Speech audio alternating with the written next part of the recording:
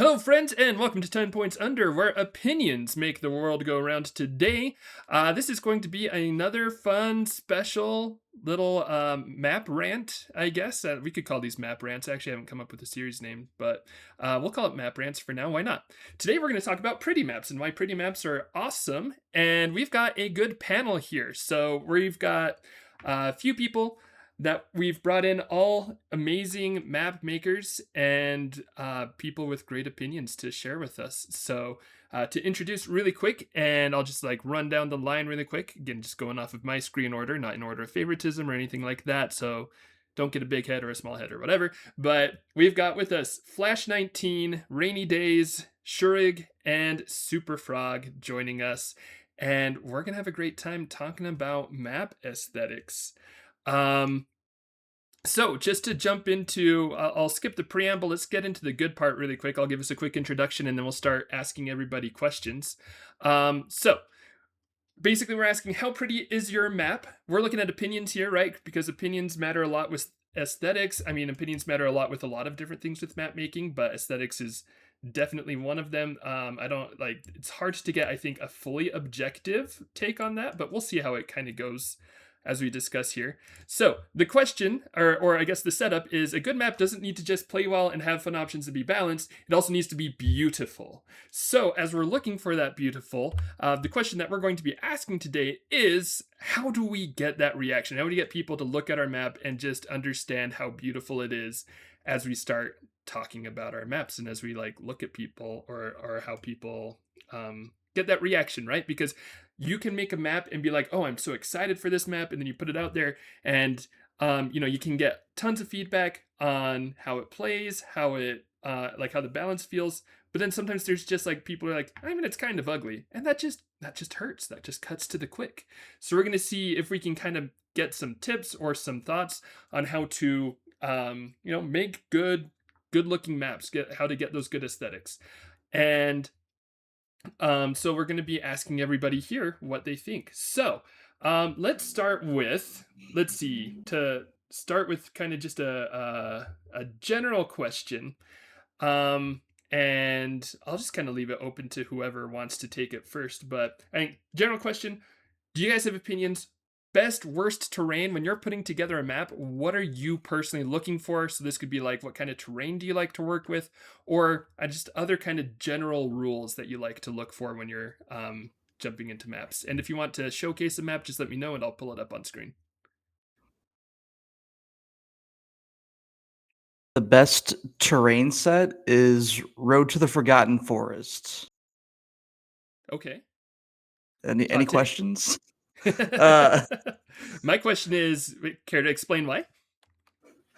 Well, I mean, so when I started making maps, I made all my maps had road maps, and that's mostly because it was like the only terrain expansion that I had. But it is a good terrain set just because it really levels the playing ground for melee. And if you've spent any time uh, spectating playing competitively, you understand that range is just really good in Heroscape, and melee need all the help that they can get. Um, it for anyone who doesn't know, road adds 3 to your move if you stay on it on the entirety of your movement. So it's pretty good. And Road to the Forgotten Forest is good just because it has those line of sight blockers as well. Um, most good terrain sets, I would say, have a decent amount of line of sight blockers mixed in with the hex pieces that they come with. So that's my case for Road to the Forgotten Forest. I think that's a good case. I think that's a solid case. Anybody agree or disagree? Any strong opinions based on that? Yeah, Road is a great set to work with. I think it looks great. The trees look really good. I realize a lot of my maps I've made with the Road set, I think because it offers competitive advantage while also looking good. I think though what I look for in making maps aesthetically. It depends a lot just on the sets you are working with. Um, I think of something like Rise of Valkyrie. I mean, I enjoy working with Rise. I know some people don't like it aesthetically as much because they don't like the look of the grass, all that green. And I agree, if you just have a bunch of green on your map, that's not going to look interesting.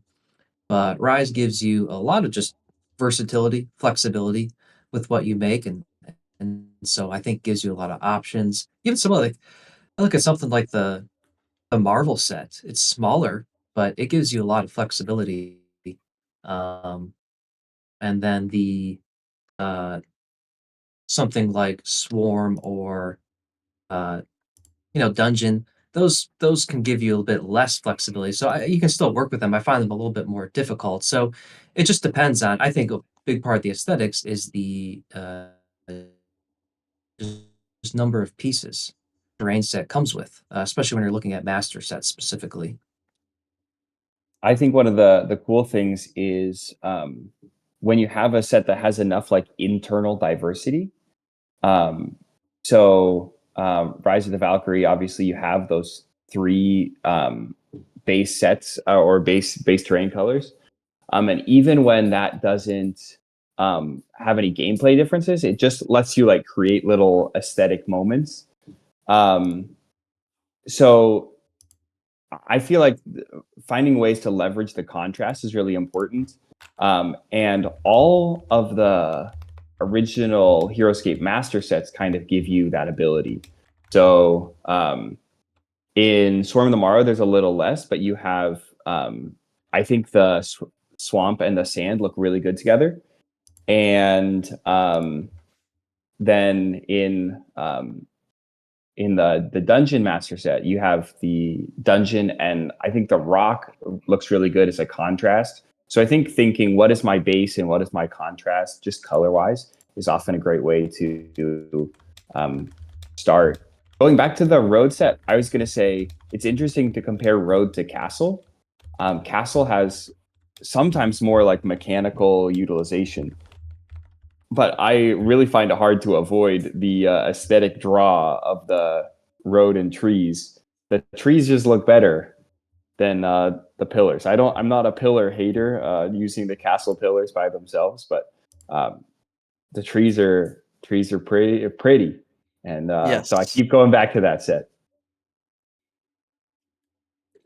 Yeah, I'm glad Yeah. you brought up the castle set, Superfrog, because I was gonna be obstreperous and say, dude, the castle set is yeah. I love using the castle set. What's the technically? Don't you get a couple more road tiles if you're counting? I realize the Yeah, awkwardness of the there's a shape. couple more. It's actually um, it's 8 more. I think there's 37. 21 plus 9 plus 7. So it's You would know. 37 versus 29 in the road set. So it is like there's more to it and more line of Yeah, sight blockers. So yes, which you know how I feel about line of sight blockers. I've toned down in my old age, but and also battlements, right? The possibility for battlements. I know ladders don't see too much because ladders, but Oh, we can talk about ladders. oh, we can talk about ladders. For those of us who actually know the rules of ladders, right? Like Yeah, they're those who know the they're rules can talk actually about sweet. ladders. But Yeah. anyway, yeah, I will agree on the aesthetics of the forest set being so nice. But yeah, road, whether it's castle, whether it's the Road to the Forgotten Forest set, road is just so nice to work with. Nathan brought up a couple of good points about terrain variation within sets. Mm-hmm. Map that I wanted to bring up, if I could be so selfish, is Yeah. Witch's Brew. So the first three master sets, they all include rock, water, or rock, sand, and grass. Um, the Storm of the Morrow and the Battle for the Underdark have very little grass, so it's usually hidden on Swarman, and dungeon maps, but I think more and more now people are starting to use the rock in swarm sets. At least I have been trying to use the rock in swarm sets. And this was kind of like one of those maps where I was really trying to push as much rock as I could to like the uh, not the forefront, but just like making it an important part of the aesthetics of the map. Um, it looks a bit messy, but it's kind of intentional. And but it does it. I think it does kind of like maybe feed into the aesthetics of the map. Like the kind of like weird concoction that's going on with like the jungle trees and the evergreen trees and whatnot. But I do think it creates certain moments aesthetically on the map that I enjoyed while I was making it. So Yeah, Yeah, I agree. Swarm is interesting with the rock because of the. It's just what 7, 3, 2, 1. This is like one each of all the different smaller sizes. Um, so like if you're trying to do like a full like mirror thing, all you have available is 3 mirrored with 3. Make a 2 and a 1 into a 3. And otherwise you have to like find a way to do it. I was looking at Temple of the Bog, um, which has that 3, 2, 1, and then the 7 just hidden. You see lots of ways to do that, but it's interesting because the default of like let's mirror it um, doesn't work great with using the rock, so you have to find some other way to work it in. Yeah, I like it. Actually, so that kind of sparks another question that you sometimes see with like again, like when you've got limited sets. I'm actually going to jump back to Witch's Brew, because I hadn't really taken a super close look at this one before. I just haven't been looking at like new maps as much lately. I apologize. But like here, I'm seeing a lot of really intentional variation, right? Like even where sacrifices don't need to be made, right? Like this rock, and then putting a level or a swamp grass up here, and then I guess like another swamp grass and another rock there. So when you've got like this kind of stuff, because I've seen some maps where they go with like very intentional variation. So like here, I'd say like this is kind of going a lot into it, really leaning into it. Where oops, hang on, too far. Temple of the Bog, you've got some variation, but it's still kind of just doing rock instead of sand, right? So I guess my question is like when you're playing around with that, when do you like find yourself wanting to break up your aesthetics or your patterns in order to have that kind of interaction or that kind of just like more modeled approach, I guess, which can still look really good when you do it right? It's just like usually I guess with modern competitive maps you tend to see like the grouping and like you tend to try to see like everything being like the same color. So I don't know, just like question for you guys as you're making maps, when do you try to like break it up, or when do you decide like it's worth it to make sacrifices to like maybe the structure, like the bottom layers, in order to try to get that symmetry on top?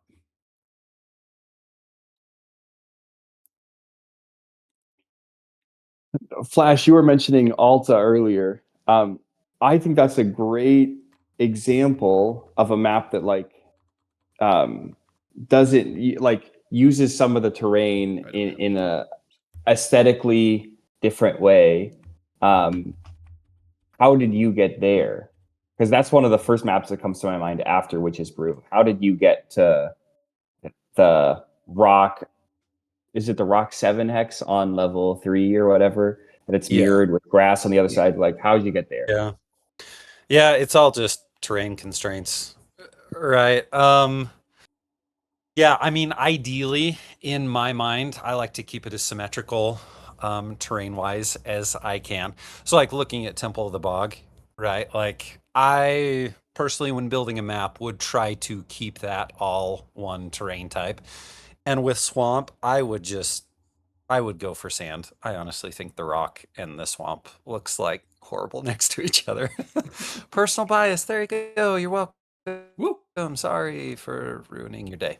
I Anyway, love the bias. but yeah, at the end of the day, at the end of the day, right? Gameplay's more important than aesthetics. And so it's like if you have to, if you need the tiles to work against, right? Kind of like in this example, then I mean you'd have to yeah, if I built this map, the rock totally would have been buried, right? And then I'd have to go back and unbury it because it's like, oh man, I need those extra singles, I need the extra double, and so on. And it does look nice like that, right? Right, alternated. But yeah, coming back to Alta specifically, just looking at the terrain constraints and what I wanted to do, design wise, just like, yeah, it makes sense to just kind of have a side that's the rock side and a side that's the grass side. Yeah, spoiler, the reason we were talking about it earlier is because I was reworking that immediately before we started filming this. So that should be coming soon. Great. I blame Mike for the reason it's taken so long. I don't know Always why, just blame Mike. I want Always to blame blame Mike. Mike. Yeah, always Mhm. blame Mike, so yep. Let me mention an example of a map I did. If you want to look at blasted lands for a second, I'm like on version 4 or 5 of this map, and I think I'm gonna stop, even though there's some things that I don't like about the current version. But I think I'm gonna stop updating it. But for most of this map's existence, it was like a pure split. So I had one side as the rock side and one side as the sand side. And the lava split between the two sides, but it was just like, hey, here's the rock, here's the sand. And um, I think it was maybe Gray Waves, but somebody mentioned like, hey, it takes, if you're on the sand side, it takes 6 move to get up to level 3 for everybody everywhere across. And that can be really good and really strong and kind of differentiate between the 5 and 6 move in a way that's maybe a little too much. So I messed around with that map for a very long time to try to add one spot that was level 3, 5 move from the start zone. And I could not do it with keeping it all sand. I just like I couldn't keep the mirror symmetry. I couldn't keep the expanded flanks. I couldn't keep it all. And so at that point, it was like, I want to fix this gameplay problem that was brought up. And I need to put 2 more hexes here. Where can I get them? So then the thought process became like, how can I put 2 rock hexes here in a way that feels the least intrusive to the overall aesthetic? And I found the level 4 ones, and that's what I went with. I don't think it really sacrifices the overall aesthetic. It kind of is just making the best use of what I had to do. I put on here 2 other maps that by other map makers that I think probably went through a similar process. The next one there, the Borogovs, you don't see it, which is actually kind of the point. But the near start zone is all rock, and the back start zone is all sand, except that it's not. There wasn't enough sand. And right behind the jungle bush in the back, it's 2 hexes of rock in the start zone. This is, just an aesthetic sacrifice.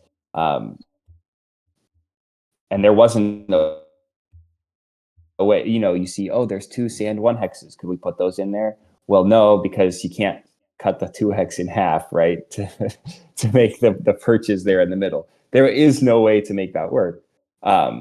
But overall, right, it doesn't make the start zones less clear. It doesn't mess with the middle of the map aesthetic. So I think it's kind of a fine choice. I also put in Highways and Highways Swarm.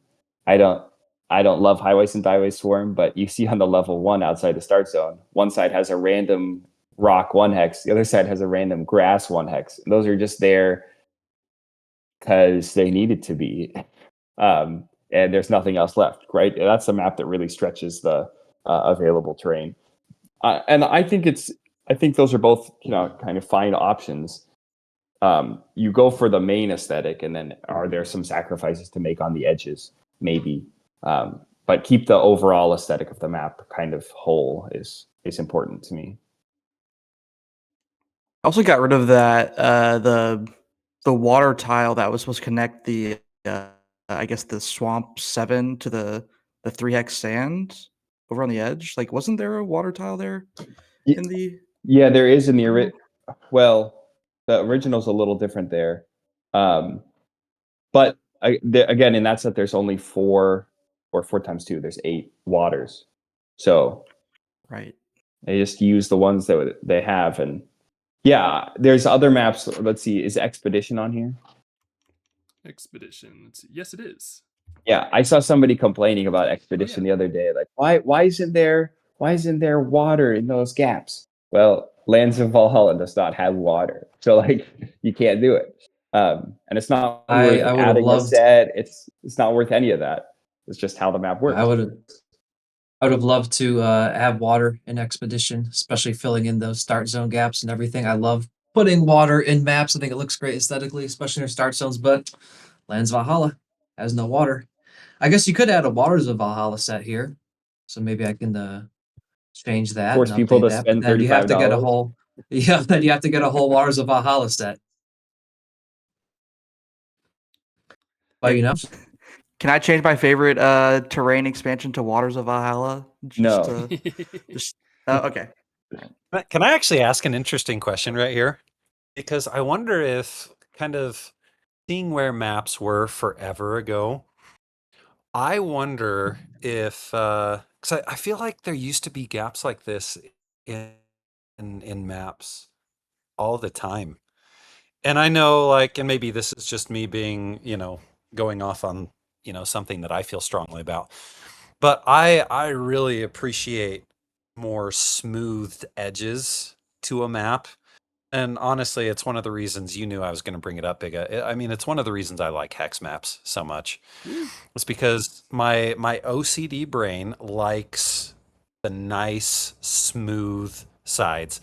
So I guess, yeah, I don't know. Looking at Expedition here, yeah, I wonder if that's been kind of a more recent thing that people have started to, just because I feel like a lot of more modern maps do that. Where back in the day, if this map had been posted on Heroscapers, I mean, 10 years ago, I don't know that people would have looked at it twice, right? Or looked at that issue twice. Like there has to be water in between there. I don't know. I remember, it must have been 15 years ago. Doc made a series of blog posts about maps, and one of them was about aesthetics. And one of the things he said was exactly what you were saying. He loves to see a map that is convex everywhere. And referring to the rubber band test, right? Yeah. You wrap a rubber band around it. Are there any hexes that, and just because you brought it up, I'll call you out on it. I was looking at Misted Shadow. Misted Shadow does not pass the rubber band test, but it still is relatively convex. It's the start zones that kind of make it fail the test. But even still, everywhere, you have like some nice exactly. symmetrical edges, right? Yep. Anyway, Yep. sorry for cutting you off. Yep, I agree. Yeah, I no, feel think like those are that. good points. Or so go ahead. Sorry, I feel like that kind of became standard around the time of the ARV. I mean, I didn't really, I wasn't part of the Heroscape community until around the start of the ARV. But if you look back at like the old BOV maps and any maps kind of before that, there's not as much of a standardization of map shapes. Like, people kind of just did whatever they wanted, or and to varying effects. But I think once the ARV kind of popped off, we started to see a lot of people kind of understanding how to make maps better. Um, you know, Bigga and Flash, you guys were both a big part of that. But yeah, like I think those during that time, you know, there was a lot of effort put into reviewing those maps and kind of analyzing tournament maps. And I think that at least for me, it was of great help and allowed me to kind of, you know, when I stopped making maps and then I got back in, and like the first thing I did was read through all like pretty much all the ARV articles and all the reviews, and to see what like makes a good modern map good. Um, and part of that was just like, you know, the way the shape of your map and how that can really affect gameplay. Yeah, so I wonder Yeah. if that was just a result of Bigga's bias. I'm going to blame Bigga here. I'm not going to take any responsibility. It's Bigga's fault. He wrote the articles. I wrote some of the articles, but also it's funny that you mentioned my bias because I remember in the ARV we had like a whole category that was judging a map based off of like how it looked, and that was maybe my second least favorite category. My first least favorite was the bio or the background because I did not The care about the Yeah, theme. background at all. And then my totally right. second least favorite was the aesthetics at the time, which I'll say I've come around on it a bit more, but I mean kind of like Flash mentioned earlier, like aesthetics do take a back seat to overall gameplay, right? Like it doesn't matter how pretty your map is if it plays like if people have a miserable sorry, hang on. If people have a miserable time playing on your map, they're not going to care how cool it looks, right? They might set it up and be like, "Cool, let's try this out." And then they start playing and then they're like, "Oh, yeah, this map is kind of terrible. I'm miserable playing this game. This makes me not want to play the game." So they're going to find something else, right? So like at the time I was kind of biased against it, but you know, especially as I've seen how aesthetics have kind of taken off since then though. Because I think I agree. I think like around that time, there started to be a lot of big changes and like, you know, people making strides in like you know, what works for aesthetics, you know, the kind of the rules of thumb that they can use to put a good looking map together without sacrificing the gameplay. I think that's where like it's kind of been really finding that sweet spot a lot lately. I kind Actually, of think, or sorry, good. yeah, I kind of think there's two like schools of thought, and I think one of them has become more dominant. But back in the day, I think a lot of people would go for like what they would call a natural like look. And if I think of like Elswin Plateau, I sorry, I didn't ask you to put this on the slideshow, That's okay. but Elswin Plateau has like just kind of random, like the level one is just like mostly grass, but then sometimes there's just some random like sand thrown in there.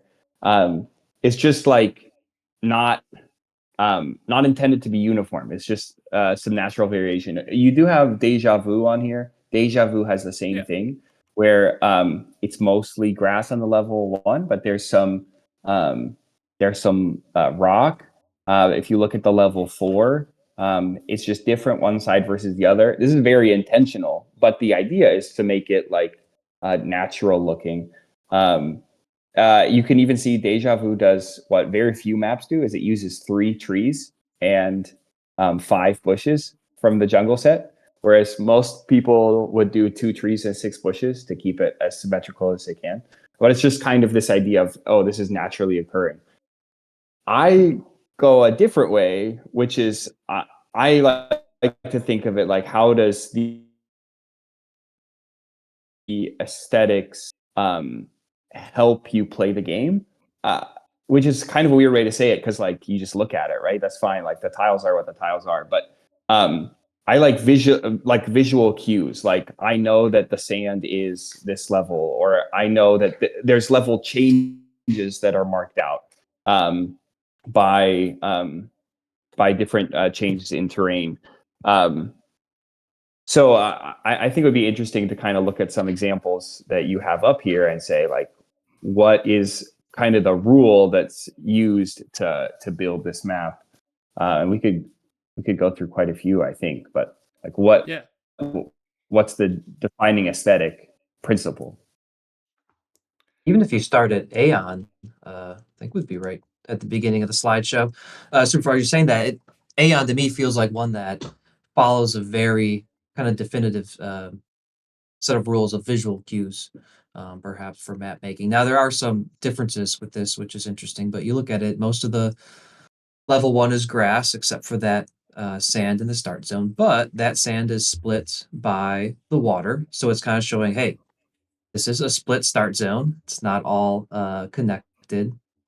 And then if you look, most of the level 2 is rock, except for the center is just grass, which is kind of split by the trees. So if you're looking at it, okay, the grass level 2 is just in the middle in between the trees. Same with the grass level 3, centered around those trees. And then it's all rock, the color blocking, all the rock for the side, level 2, level 3, level 4. And the glyph zones are sand. So you kind of look at this and you can look at this map and you say, okay, here's the start zone, and the one side is grass, the other side is sand. The glyph zones are sand. And then level 2, 3, 4 on the sides is rock. Level 3 in the middle, or level 2 and 3 in the middle is grass. So I look at Aeon, I feel that's, I think it's a very good competitive map, very good aesthetic map.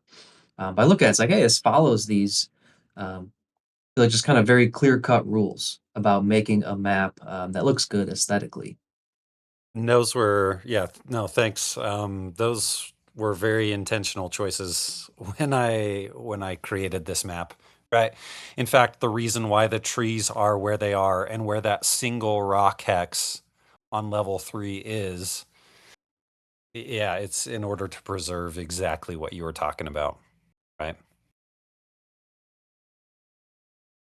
I think that's kind of like become kind of a standard for these ROTV maps. If you go to like Olympus, that uses almost the same rules, right?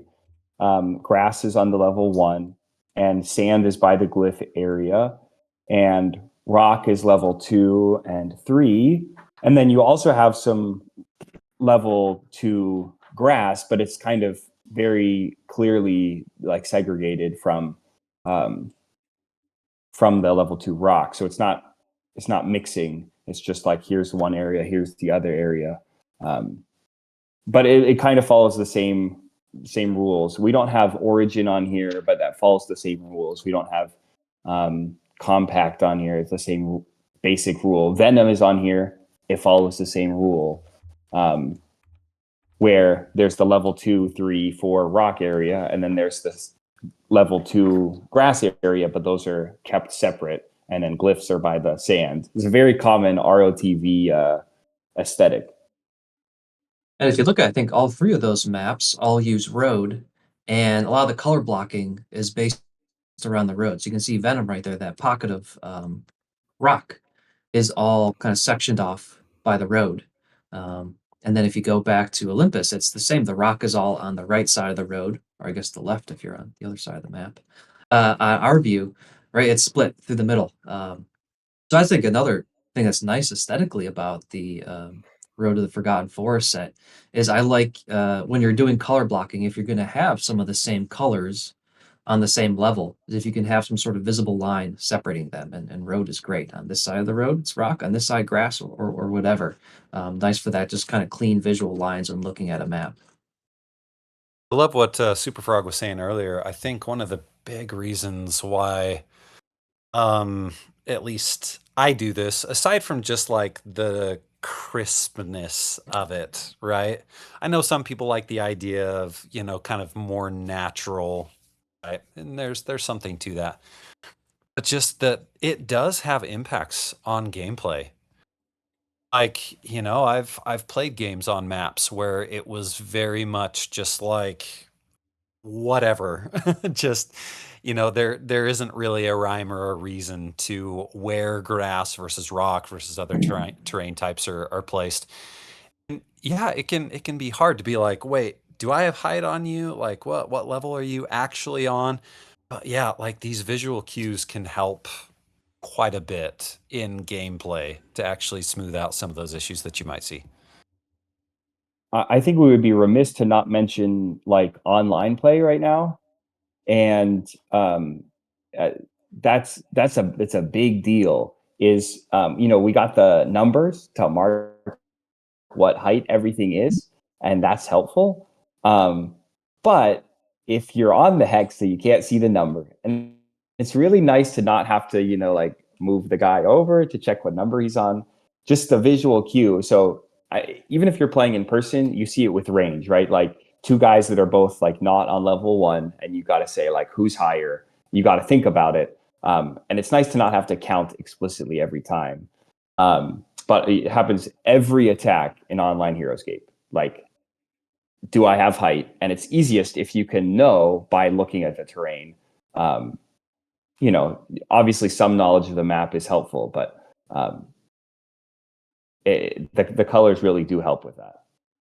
Yeah, I'm actually glad you brought that up because that's what I was thinking. I'm like looking at like the timeline of events. I'm like, actually, I feel like a lot of the segregation started happening when online play was really taking off. Like, oh, there's that connection there, right? Where you can just kind of take and like you're saying, like even in live play, it takes time to think about it, right? And if you can make it more of just kind of as instinctual as possible for players, like I think that's a big part of it because you can just make it that much faster, that much smoother of gameplay while you're going through. And like, and we've talked about the natural. I love a map that looks natural, but with a lot of the patterns that we're seeing, I'd say like even this, I mean, you can tell it's not, I mean, it's not like 100% natural, I guess you could say, but like having that flow of the grass to sand to grass to rock, that does still feel very like, it's imitating real life while still playing into the mechanics of the game. So I think personally, I think it's a good way to just kind of thread that needle. It's also just good game design, I think, Mm-hmm. you're just helping out the players more in that way. I like to mix up visuals a bit.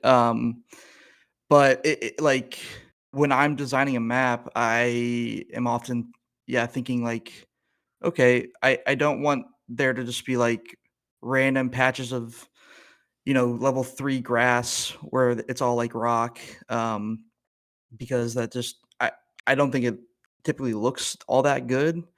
Um, a map of mine that I think I really was content with how how it just kind of split up the heights. It was Halushia's Grove. I don't think it's on this list. Sorry, Bigga. That's okay. But it you have the level 1 start zones, tall grass, and then level 2 is pretty much all swamp, and then level 3 and 4 is again grass. So you can just knowing like what color you're standing on, what level that is on the map. It's just good game design.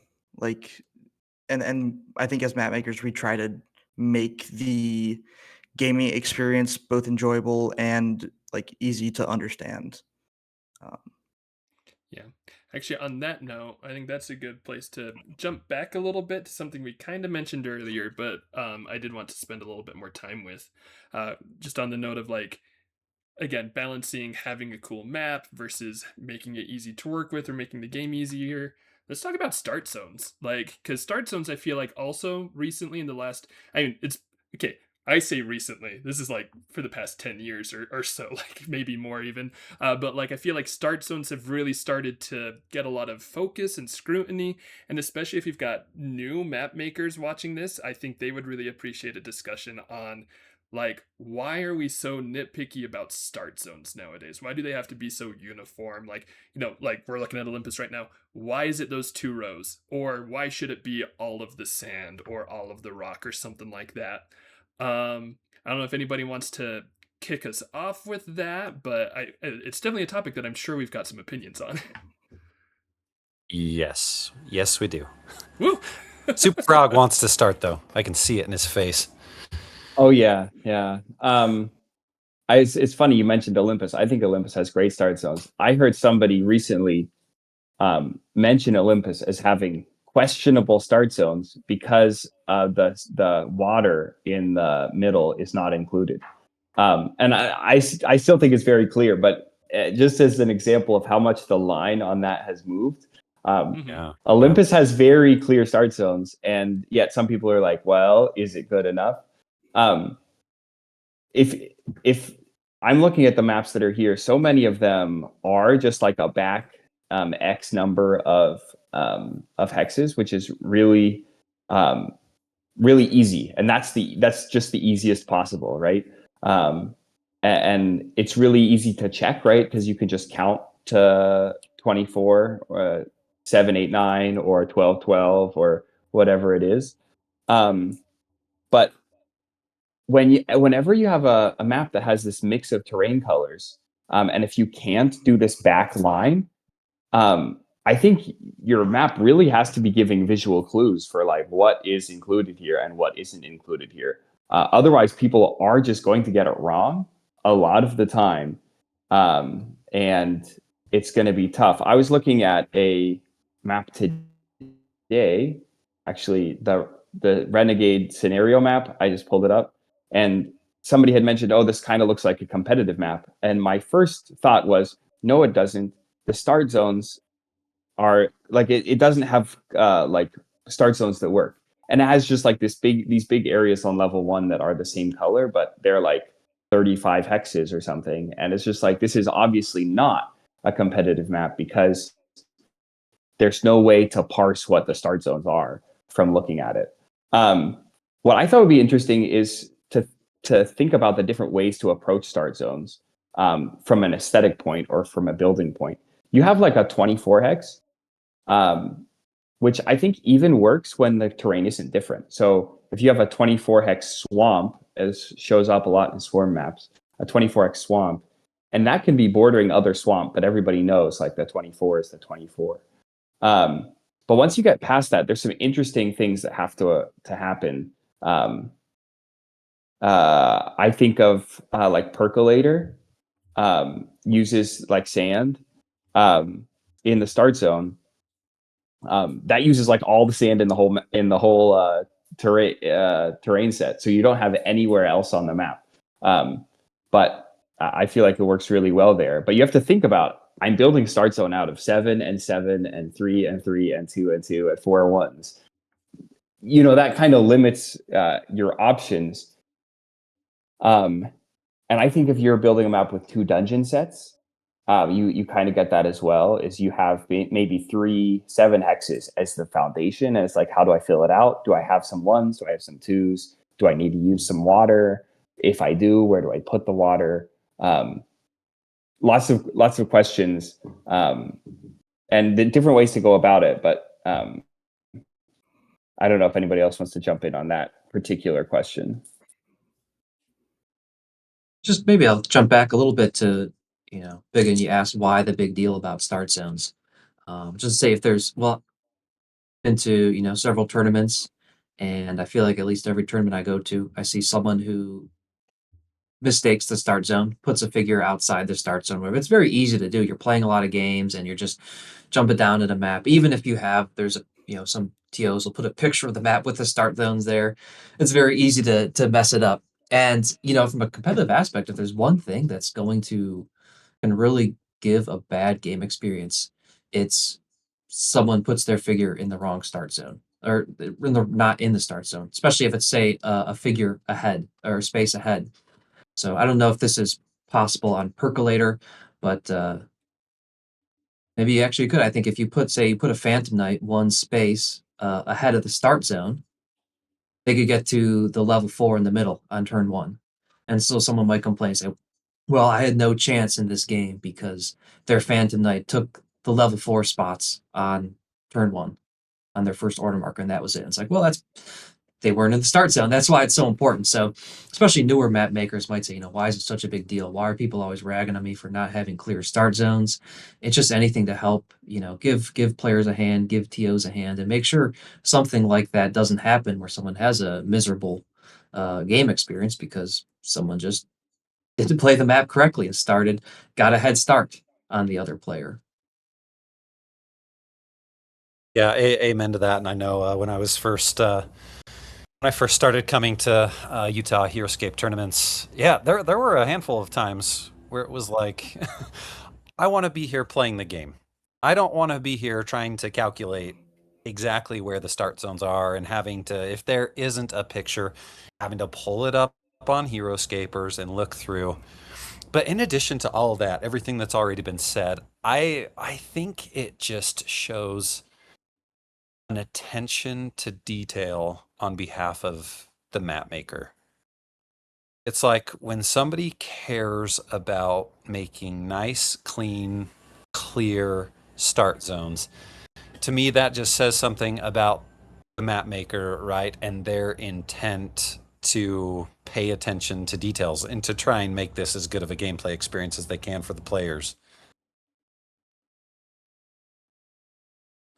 Yeah, I pretty much agree with what everyone has said so far, and I think, again, to go back to the ARV, I think a lot of that kind of happened around that time. You know, g- I guess educating people on like creating succinct start zones apps, like when I was just doing whatever, and let me tell you, some of those start zones are not fun.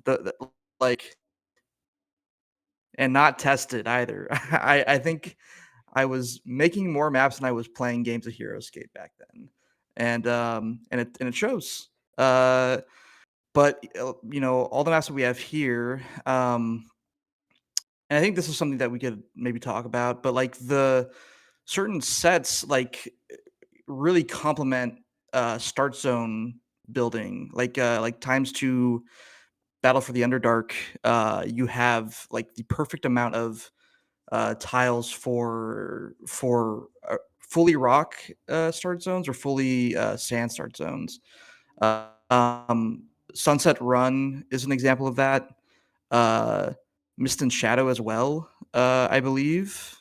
Uh, Both have like all sand start zones. And when you can just, I think it was Skywell that said, uh, you know, when you can shout what the start zones are over a crowded room of players at a tournament, um, like that is the mark of a good start zone, like a good clear start zone. Um, and yeah, I think it's come a long way since since 2015 or so. Um, yeah. I think also in cases like this, Mist and Shadow, where you have a different terrain type, sand as the start zones, I think it also just looks better. It pops a little bit more off the table, more to please the eye than if it were just all dungeon. I'm sure it would still look fine if it was all dungeon, but just seeing the sand or going back to like Percolator with the sand and the rock, I think it just gives a little extra to jump off, a little more pleasing to the eye.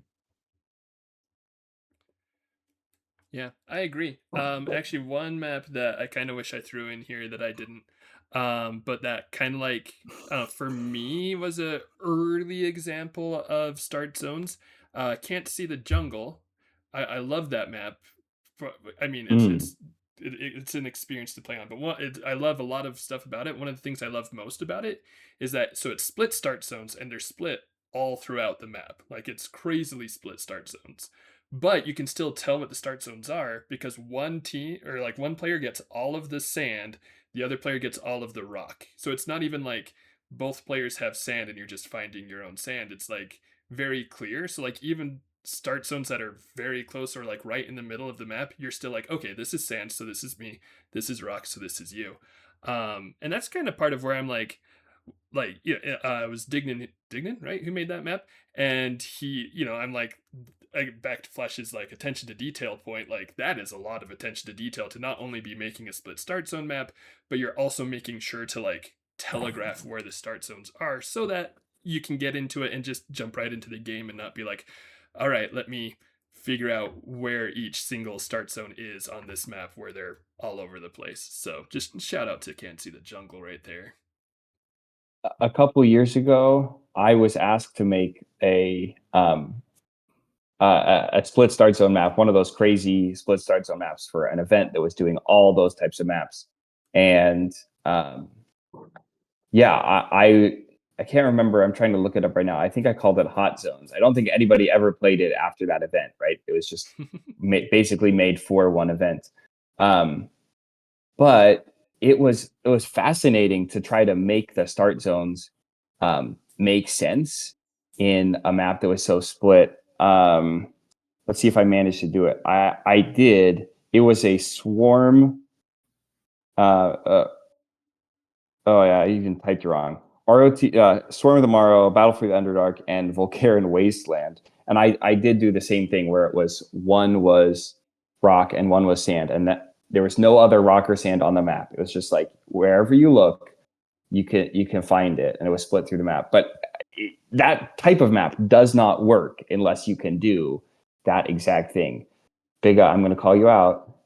Right. Was it? Don't call it a comeback. Oh yeah, that one's terrible. Did Probably. that do the same thing? It at least Or was all wait, the level 1, but yeah, it was on level 1. I don't remember if I alternated the colors or the train types. I'm gonna look it up. That'll be the first time that map has been looked up in like 5 or 10 years. Oh man, don't call it. You probably put it in the spoiler. Probably did. I'm just surprised that you have to look something up, Superfrog. You are the encyclopedia of all things Heroscape. Okay, it is not color coded, but it is like segregated. So it's one side versus the other side. So it's not too hard to tell which one is which, and it is all the level 1, so there still is a visual cue. I give you a little Okay. pass on Okay, I'll take what little pass I can. it. That was actually, oh, you know what? Actually, thank you for that segue, because that actually takes me to another question I wrote down earlier. So let's see, because don't call it a comeback. Maybe I'll see if I can in post thread in a picture or like split start zones, what have you. There's a certain rule of cool that tends to be followed with games in general, maps not being an exception. So one question I did want to ask you guys is, when do you allow room for the rule of cool to override, like, so be it aesthetically or mechanically, like when do you make those choices to be like, okay, I'll make this, for example, mechanical sacrifice just because it'll look cool and it'll be like a cool aspect to the map anyway, or something like that, because you want a cool feature for your map. Anytime like- there's molten lava. Okay, maybe I not. feel like Maybe we that's also hot have take. to talk. I feel like we also have to talk about bridge maps too. If we're talking Oh, about yes, rule yes. of cool, like how many people have tried bridge maps and they just don't work ever. Ever? Bigga, you and I had a conversation about this a couple years ago, I feel like, about is there a bridge Probably. map that works? I think in my I know opinion, one of the or sorry, go ahead. I know I designed a map that is again not that I didn't send you, Mhm. where my whole goal was, can I make the bridge work? And it's a Hawkland Marsh. And I mean, it's a fine map, but I don't think the bridge works. It is like if I remember that one correctly, it's been a minute since I've looked at it, but it's one of those ones where I'm like, the bridge is kind of working, but it'd still be better almost if you just took the walls off the bridge. Which then, like, Absolutely. does that count as a bridge anymore, right? Like, Percolator we're looking at right now, you could say, like, "Oh, it's kind of got a bridge there," but I wouldn't call it a bridge map. Like, where the bridge is Right. the No. highlight, yeah, right? Like, how do you get that balance of, like, I wanna do this cool thing, but maybe it's mechanically inconsistent? Highways and Dyways a bridge map? Good question. It kind of is. It kind of is in the start zone. Kinda. It Is that kind of why so many is. people complain about coming out of the start zone? Right. Yeah, yeah. Like, you kinda have to front load the bad, bridge, of it all, with highways and dyways, but, like, it looks like a bridge to me, and I think highways and dyways is, like, one of the best maps, e e ever, but, I'm glad you brought up Hawkland Marsh Flash, because, yeah, that does, like, it was the first bridge map that came to my mind.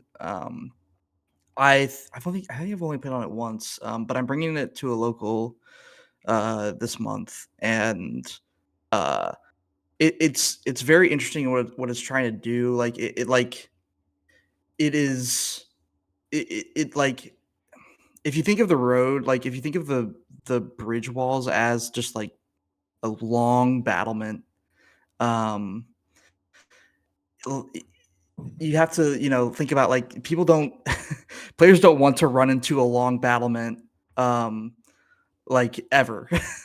uh, the and that's the real, like, sad part about the bridge. But I I I think, like, you can try to force it in, but it just usually is not worth it.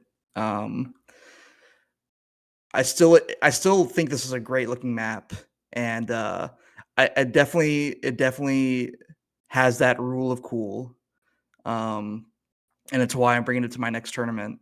I like, uh, I think sometimes it's worth it to sacrifice gameplay for certain features. And I think sometimes those features can add to gameplay. Like I think the whole purpose of highways and dyways is the fact that you are like forced to funnel your army through the the highway. Um, but maybe that's just me. Uh, yeah. I don't think I've ever made a map that I think was like, wow, this feature is problematic, but I'm going to push through it anyway because it looks cool. I don't think I've done that in the last, let's say, 6 years.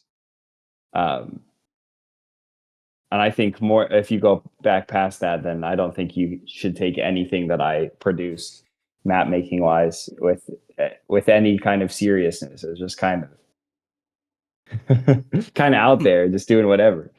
Um, so I don't know. Like, I've seen people do it, but uh, I think the one thing that I could say, I don't know if I've done this explicitly, is I think some people will say any use of the 6 hex line of sight blockers is problematic, but I think I don't know if I subscribe to that. So maybe this is me breaking the rule of cool, but I love using the 6 hex line of sight blocker. I think you have to be very careful about it. But the big glacier or the hive, um, and there's good ways to use them too. I think of like Dalmatian or pretty similar, but desolation, where if you keep them close to the start zone, some of the problems with them can really be avoided. Um, especially if it's like one of these where you have two of them, you can split them one side versus the other side. And orientation makes a big difference too, along with how many double hexes do I have piled around it? Because I think that's a common temptation. You get one of these big 6 hex line of sight blockers, and you want to just throw all of the little doubles and singles around it, which can make it I know that there are singles, at the front of the hives, or towards the central here on Desolation. But you add too much bumpiness around those 6 hex line of sight blockers, and It can be brutal. absolutely. But it would be really Yeah. sad if no map ever used the big glacier, right? So Oh, totally. so totally. I think maybe It's that is cool. my rule of cool. I think road also helps with the 6 hex glaciers. Invasion or incursion both have road around the hive, and then my map Frostclaw Citadel also uses road, and it does have a bunch of tiles around it. But you kind of have to you have to you have to work in you have to work in different ways to make it playable. I think a lot of map building and features are like very much contextual. You need to like you can I think you can make most things work, like most pieces of a terrain set work. Um Aside from a few, I'm blanking on them, but like uh you there just because the 6x is a big chunky piece of plastic, um I do think that you can massage it enough to get it to play, but you really got to try. And I've really only seen it be super good on maps like Dalmatian. I think Black Ice is also a really good example of that. I actually was talking to Vidar about that because the first version of it I think had like I don't know what it was, but it had like just a bunch of different like random hexes around it, and I was like, this is annoying. But it's a small map, so I like you could like I theoretically he could make it work, but it's tricky. It's tricky. I think you just brought up a principle that frustrates a lot of new map makers. They'll put something together and somebody will say, hey, I don't like this feature about it. And then they'll say, hey, but this map uses it, right? But you mentioned the importance of context. But it's like, but that map also did these other things to alleviate or make it so that feature was not an issue. So yeah, I agree 100% with what you said there. I think that's part of what the challenge and the fun of competitive map making is how do I marry this, aesthetic, the good looking aestheticness of a map with the having a competitively balanced map. So I don't think I have. Well, I can think of maybe one time where I've made a competitive sacrifice for an aesthetic. Maybe I've done that some of my earlier maps when I just didn't think it was a competitive sacrifice, but it actually was. But it's part of the challenge, I think, when there's something I want to do with a map, say, hey, this would look cool, but it's going to cause gameplay issues. Well, let me sit down and see if there's a way I could still make it look cool, but still be balanced. And sometimes it works out, sometimes it doesn't. But that's what I think is fun about it. You might sit down, you might scrap a whole map and say, you know what? I want to have another go at this to kind of accomplish my vision of what I see. So I think that's just part of the fun, um, is trying to make these two things work together. Yeah, I think it's like the limitation of the sets is like sometimes I have an idea, and if I can't make it work aesthetically, then like I just won't like the map just won't get published. It's like this is to me like a built-in core restriction of the sets. It's like I have to be able to make it make sense on the whole of it. And maybe if I've published a map and there's some tweaks I need to make, maybe then later I'll make some sacrifices. But generally, if I'm coming up with a concept, it needs to have a complete aesthetic that works for the whole thing, or I just won't do it. I think people should draft a lot more uh, than like uh, before they release a map. Like I sometimes go through. I design a map using the same terrain combination like 5 different times before I land on something that I'm happy with. And most of that is just me getting comfortable with the terrain sets. You know, especially if it's with like Renegade coming out with a bunch of new terrain packages, uh, it can really alter like the kind of the layout of your maps and what you can or can't do. A good example of that is the Caverns of Valhalla set. It's it has the same distribution as like all the other Renegade sets with in regards to like the full hexes. It's got the 2 24 hexes, the 5 7 hexes, and the 2 of the 3s and 2s. The only difference is that it comes with 7 single hexes, and that that difference. So like all the snow, the swamp, and the lava sets all come with 2 single hexes. Adding 5 single hexes to a terrain set changes what you can do so much, and I've loved playing around with it because it just adds a level of freedom that you don't get with a lot of the new like uh, terrain expansions coming from Renegade.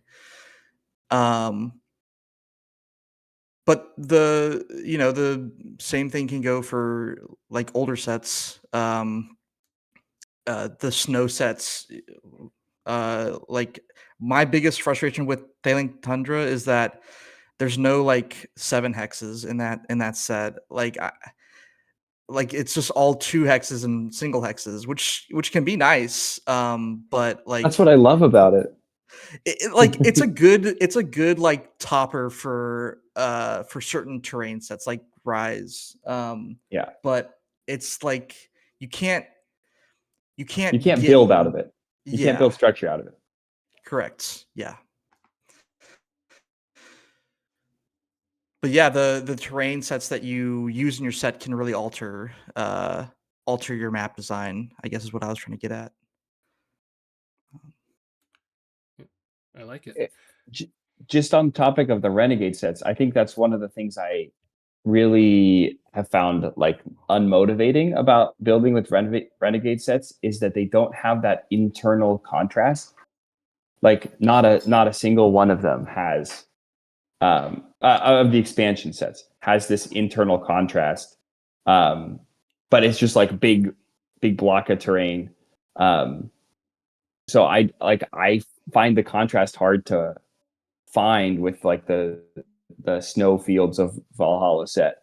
Or like the swamp set feels just worse than Swarm of the Morrow. Obviously, it's a smaller set, so it's not a 1-to-1 comparison. Or the cavern set feels worse than the BFTU.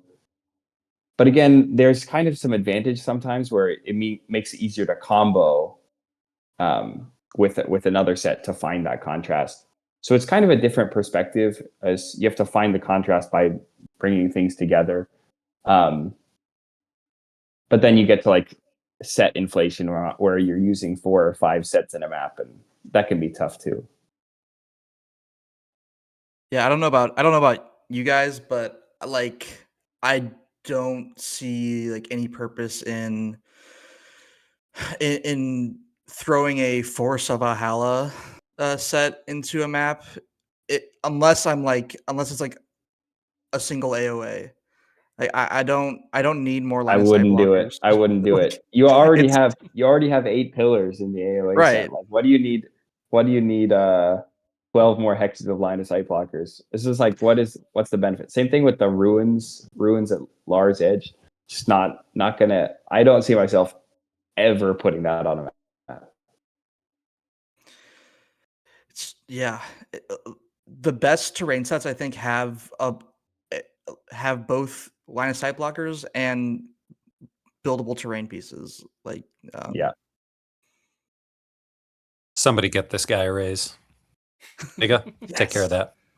that. All right. Yep. I'll dig into my little paybooks here and see what I can do. All right. But yeah, no. Great thoughts. Great answers all around so far. We're getting a little bit long on time. I do have one more question that I do just want to throw out there really quick just to see what you guys have to say about it. Because I thought it was an interesting question that we had lined up. Um, and we've kind of actually, I feel like, been hitting on it a little bit already with just talking about like,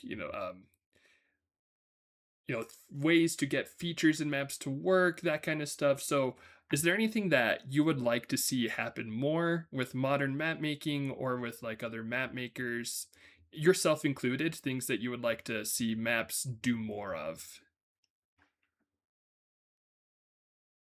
Can I actually come back to something Jack was saying just a second ago?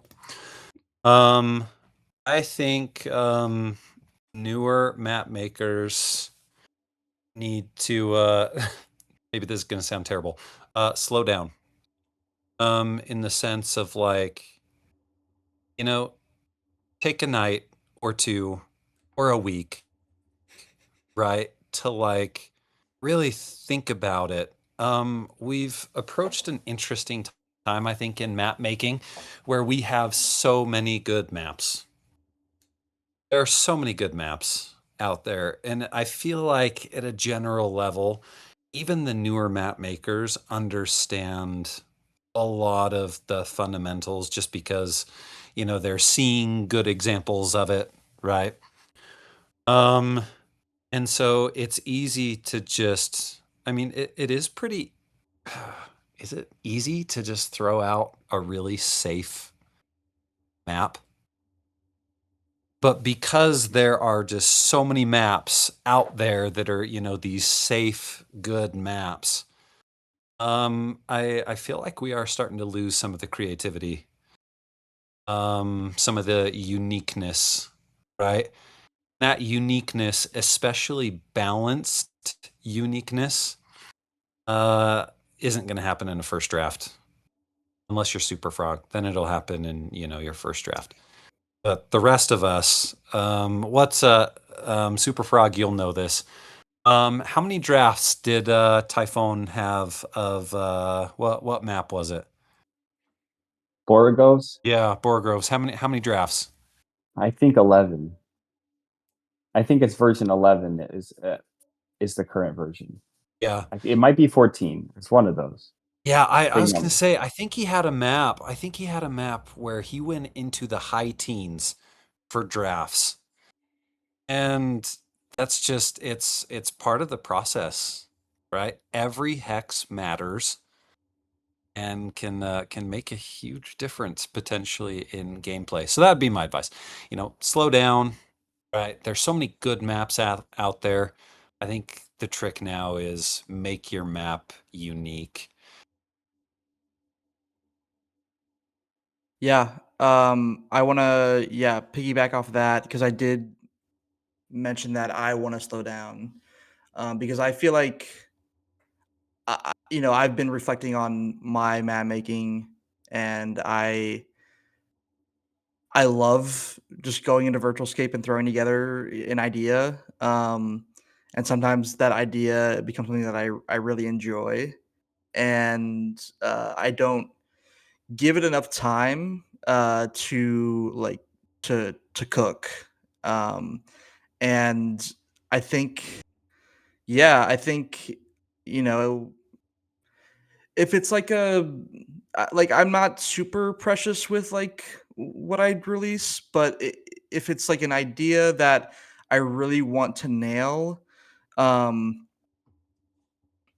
like I do sit with it and I do try to hone in what my goal is with the map.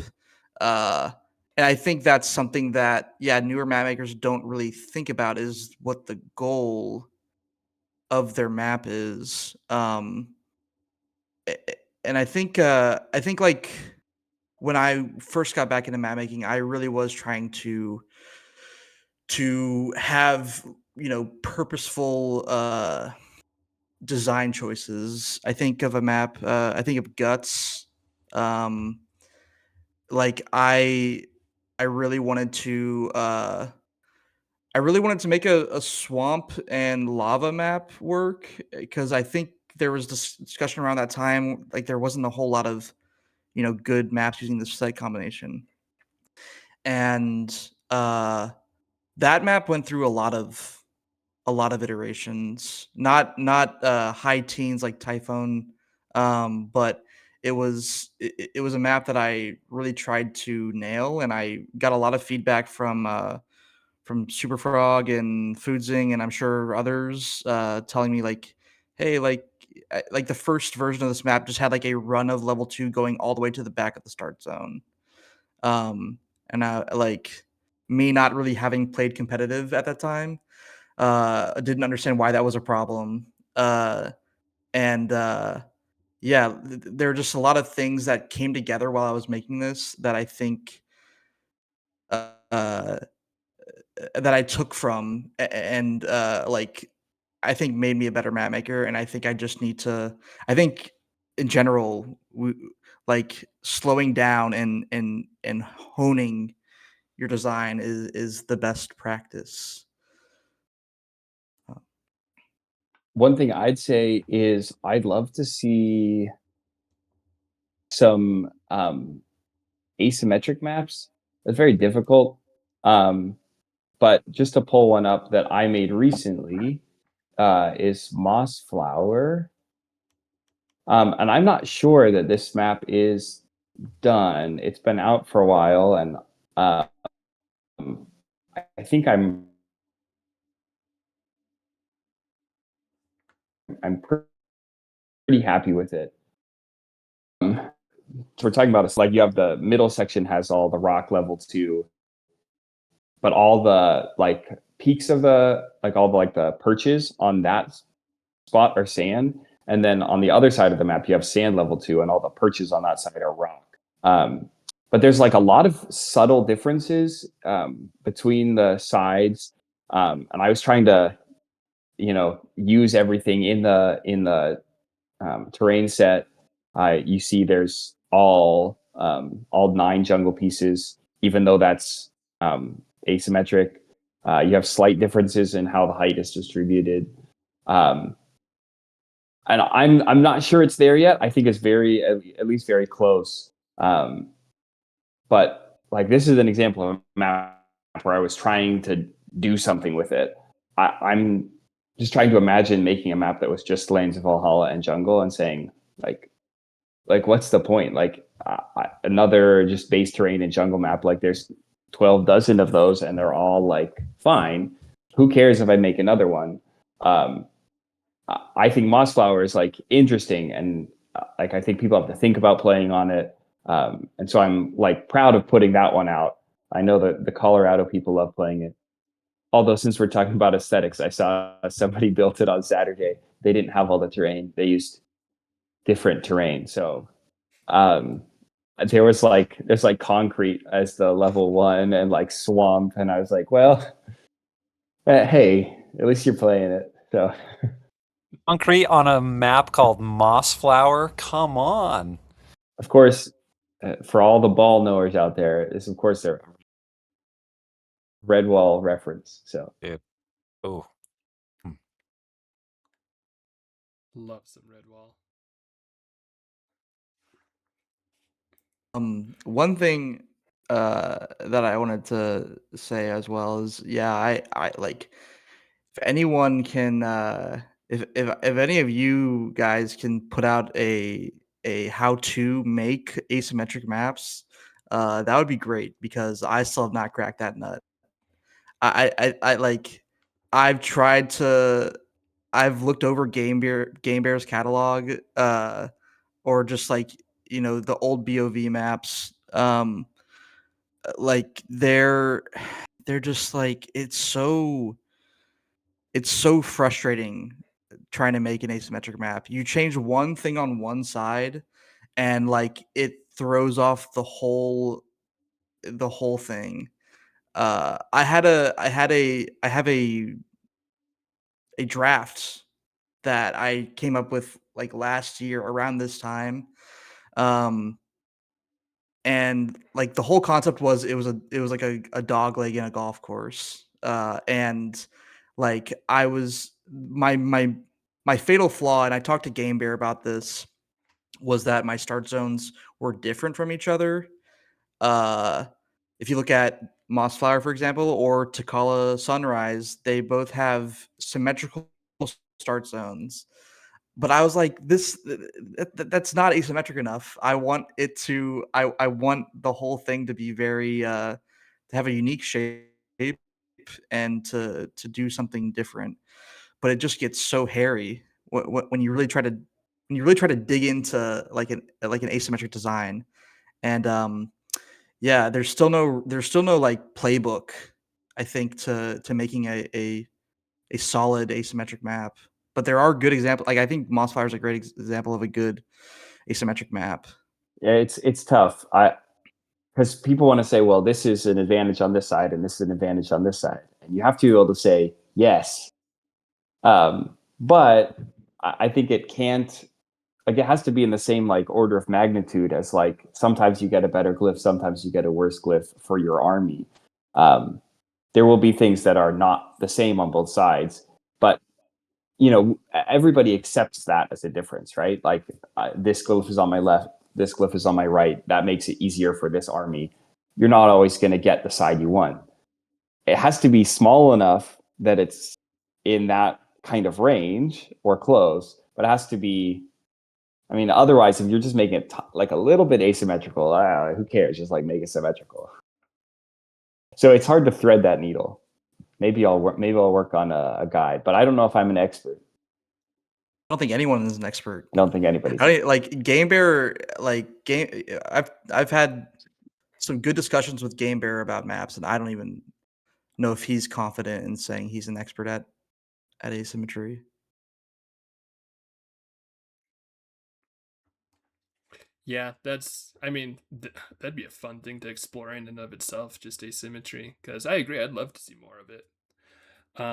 But yeah, awesome. I think, unless any of you guys have final thoughts that you want to throw in, I think we'll go ahead and start to wrap up there. Interrupt me if you do have final thoughts, but we are pushing the time, and I don't want to keep you guys forever or keep the viewers forever. So thank you so much, everybody, for joining today. I think this is a good discussion. I hope the viewers slash listeners enjoy it and are able to get something out of it. And if there's any other things about map making or aesthetics that we missed, or things that we should consider or remember, just let us know. Like, let's keep the conversation going. Either there's the Discord, there's the map threads in the Discord. You can talk about it there. It's fun. I don't know. It's just fun to talk about the patterns that come up with map making. But yeah, so we'll go ahead and sign off. Again, just to recap who our wonderful guests are, we've got Flash 19, RainyDays, Shurrig, and Superfrog. Thank you guys all for joining us today. Thank you, viewers, for viewing.